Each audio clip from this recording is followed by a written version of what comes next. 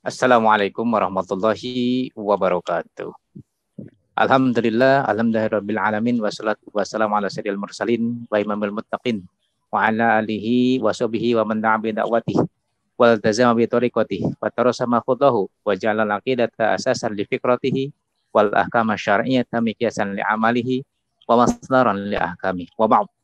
Alhamdulillah malam hari ini di penghujung pertemuan saya masih diberikan kesempatan oleh Allah Subhanahu wa taala untuk bisa bermuajah dengan para kiai sekalian dalam sebuah ajang, dalam sebuah kegiatan, dalam sebuah perhelatan Multaqa Ulama Aswaja Bekasi, Karawang dan Purwakarta dengan tema besar tolak sertifikasi dai ataupun penceramah.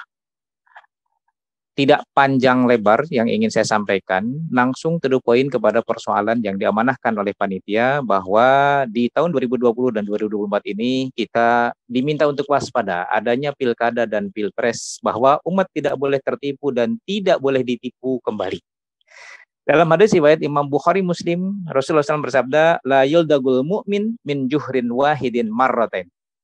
Tidak selayaknya seorang mukmin jatuh atau dipatuk oleh ular dari lubang yang sama untuk yang kedua kali. Para ulama yang dirahmati Allah Subhanahu wa taala, beberapa waktu lalu sempat beredar tokoh-tokoh yang disinyalir mampu membawa perubahan ke arah yang lebih baik bagi negeri ini. Di samping adanya sejumlah himpitan terhadap para dai, para ulama, para penceramah, ternyata juga ada upaya-upaya yang dilakukan oleh sementara pihak yang konon membawa arah perubahan, yang sampai dengan detik ini pun orang-orang yang semacam ini masih tetap bekerja dengan sebuah keyakinan bahwa perubahan yang mereka tawarkan adalah perubahan yang ke arah lebih baik bagi negeri ini. Faktanya, beberapa waktu yang lalu tokoh-tokoh tersebut sempat menyambangi para kiai, para ulama, dan sebelum-sebelumnya. Di antara para ulama juga bahkan ada yang wallahu alam, apakah karena ada iming-iming atau omong-omong atau amang-amang seperti yang tadi disampaikan oleh Kiai Haji Shah Alam Ridwan dari Al-Islam Purwakarta. Apakah karena itu sehingga kemudian kembali ikut menjadi jurkam dari sosok-sosok calon kepala daerah atau calon kepala negara atau pemilu dalam skala apapun. Dan nyata sekali apa yang mereka iming-imingi itu nggak ada satupun yang bisa diwujudkan. Terlebih ketika mereka gagal menjadi seorang kepala daerah.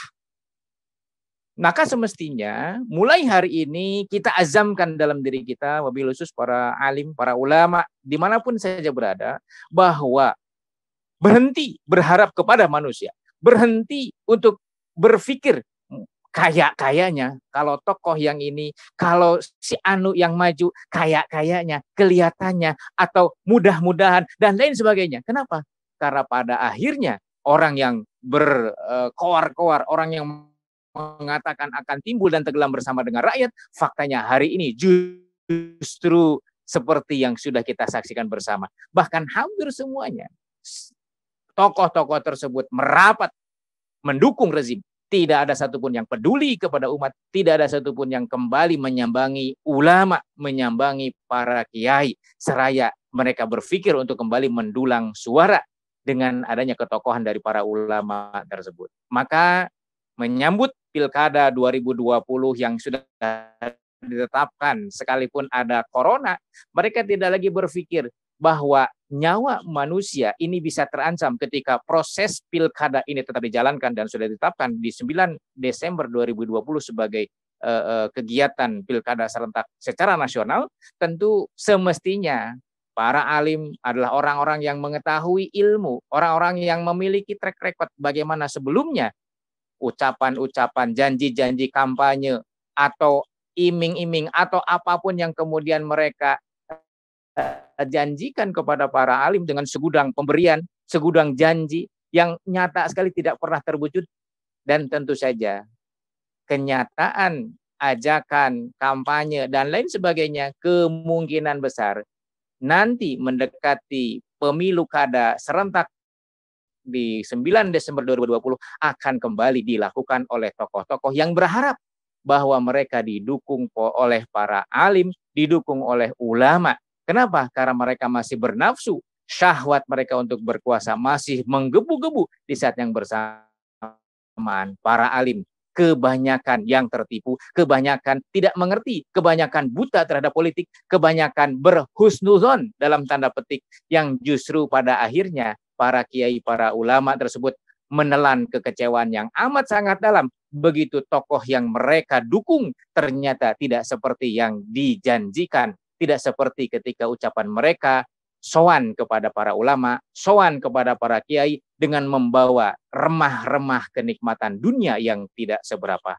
Maka dari itu pesan kami wabil khusus kepada para alim sekalian, semestinya kalau kita memang memiliki akal yang sehat, memiliki kesadaran yang benar, bahwa berharap kepada manusia pasti kekecewaan yang akan kita dapat. Sementara berharap kepada Allah Subhanahu wa taala pasti kemenangan yang akan kita dapat. Berdakwah bukan hanya sampai mati, tapi berdakwah sampai hari kiamat. Kita bisa mati, kita bisa meninggal. Apakah karena nyawa kita diambil oleh orang gila, ataukah nyawa kita memang sudah waktunya dijemput oleh malaikat Israel?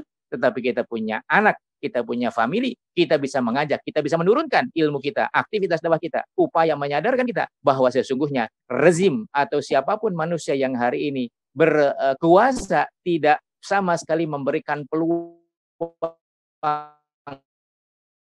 kepada umat Islam, kepada para alim atau kepada siapapun untuk sedikit memberikan pencerahan atau memberi kesempatan kepada syariat Islam untuk bisa sistem yang berlaku bukan sistem Islam, bukan khilafah rasyidah ala minhajin nubuwah, maka selama itu pula lah kekecewaan yang pasti akan didapatkan oleh para alim sekalian. Semoga pelajaran berharga, beberapa pemilu kada, beberapa kali para alim didatangi oleh calon-calon kepala daerah memberikan ibroh, berhenti berharap kepada manusia. Harapan kita berikan hanya kepada zat yang mampu mewujudkan keinginan kita, yakni Allah Subhanahu wa taala.